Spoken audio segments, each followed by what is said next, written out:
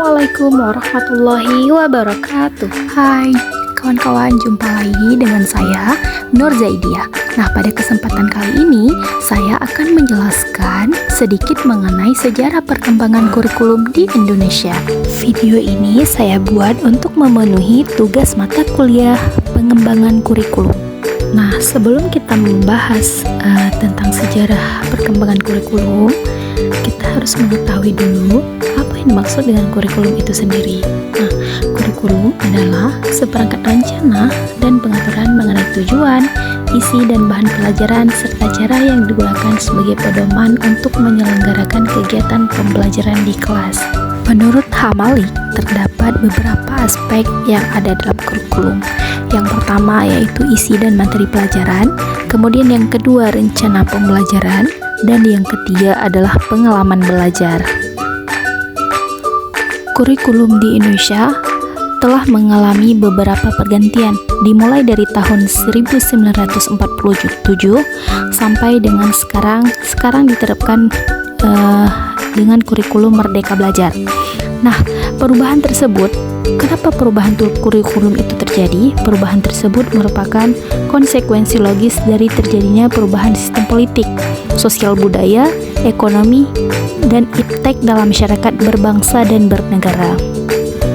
Kurikulum nasional dirancang berdasarkan landasan yang sama, yaitu Pancasila dan Undang-Undang Dasar 1945. Perbedaannya pada penekanan pokok dari tujuan pendidikan serta pendekatan dalam merealisasikannya. Kurikulum pertama ditetapkan pada tahun 1947. Pada saat itu, kurikulum tersebut diberi nama dengan Rencana Pelajaran 1947. Nah, pada saat itu, kurikulum masih dipengaruhi oleh sistem pendidikan kolonial Belanda dan Jepang. Rencana Pelajaran 1947 boleh dikatakan sebagai pengganti sistem pendidikan kolonial Belanda. Nah, ciri utama dari kurikulum ini adalah lebih menekankan pada pembentukan karakter manusia yang berdaulat dan sejajar dengan bangsa yang lain. Kurikulum kedua disebut dengan Rencana Pelajaran Terurai, diberlakukan pada tahun 1952. Pada perkembangannya, rencana pelajaran lebih rinci lagi setiap pelajarannya, yang dikenal dengan istilah Rencana Pelajaran Terurai 1952. Nah, kurikulum ini sudah mengarah pada suatu sistem pendidikan nasional, yang mana silabus mata pelajarannya itu jelas. Kemudian, seorang guru mengajar satu mata pelajaran. Pada masa itu juga dibentuk kelas masyarakat. Ciri umum dari kurikulum rencana pelajaran terurai ini, yang pertama, bahwa setiap rencana pelajaran harus memperhatikan isi pelajaran yang dihubungkan dengan kehidupan sehari-hari peserta didik.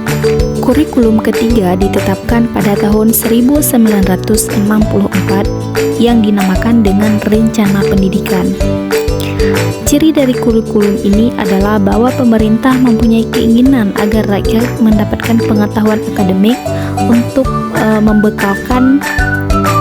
pembekalan pada jenjang sekolah dasar, sehingga pembelajaran dipusatkan pada program Pancawardhana, yaitu yang pertama pengembangan moral, kecerdasan, emosional, kepribadian, dan jasmani. Sedangkan mata pelajaran diklasifikasikan dalam 5 kelompok bidang studi. Yang pertama moral, kecerdasan, emosional, keterampilan, dan jasmania. Kurikulum keempat ditetapkan pada tahun 1968.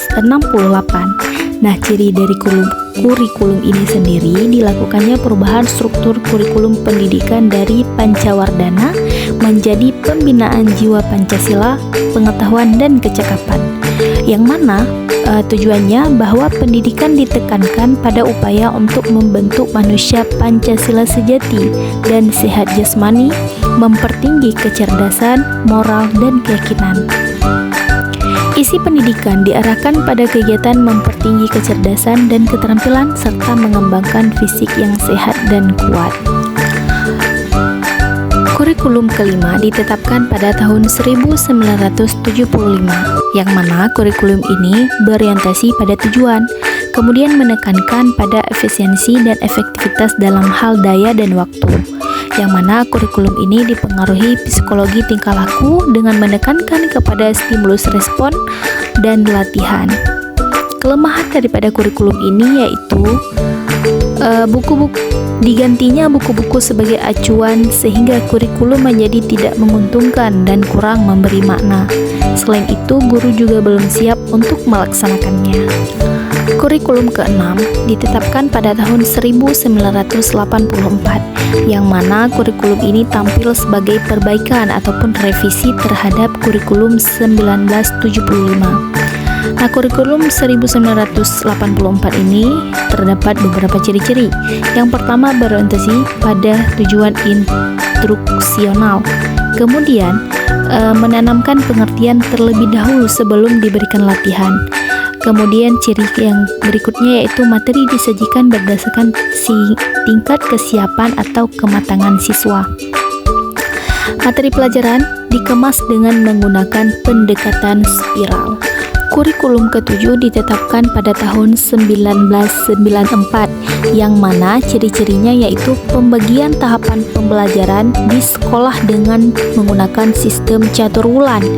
Kemudian, pembelajaran di sekolah lebih menekankan materi pelajaran yang cukup padat, yang mana berorientasi pada materi pelajaran atau isi. Kekurangan daripada kurikulum tersebut, yang pertama, beban belajar siswa terlalu banyak karena banyaknya mata pelajaran dan banyaknya materi atau substansi setiap mata pelajaran. Kurikulum ke-8. Kurikulum ke-8 ini ditetapkan pada tahun 2000 yang disebut dengan KBK ataupun diberi istilah dengan nama KBK.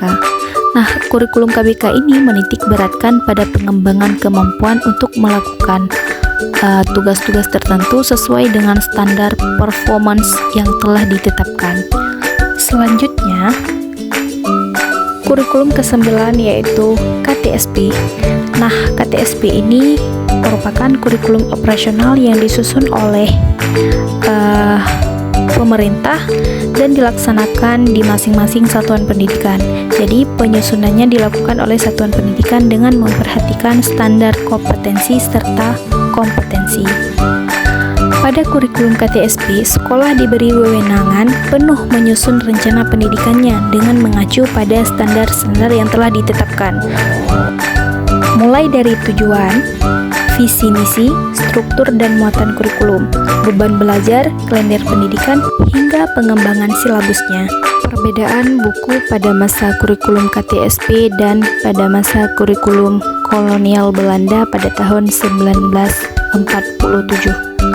Kurikulum ke-10 yaitu kurikulum K13, yang mana kurikulum ini yaitu pemikiran dikembangkannya kurikulum 2013 ini atas dasar taksonomi yang diterima secara luas, kajian KBK 2004 dan kurikulum KTSP 2006, dan tantangan abad ke-21 serta penyiapan generasi 2045.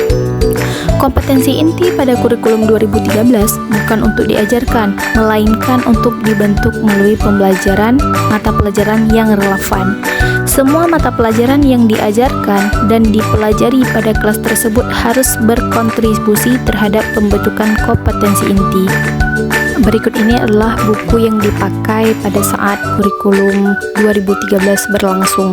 Kemudian pada tahun 2024 ini sudah diterapkannya kurikulum Merdeka Belajar, di mana pada kurikulum ini lebih menekankan siswa untuk lebih mengedepankan minat dan bakat yang mereka miliki. Berikut ini adalah buku yang dipakai dalam kegiatan belajar mengajar pada kurikulum Merdeka Belajar. Sekian presentasi dari saya. Wassalamualaikum warahmatullahi wabarakatuh.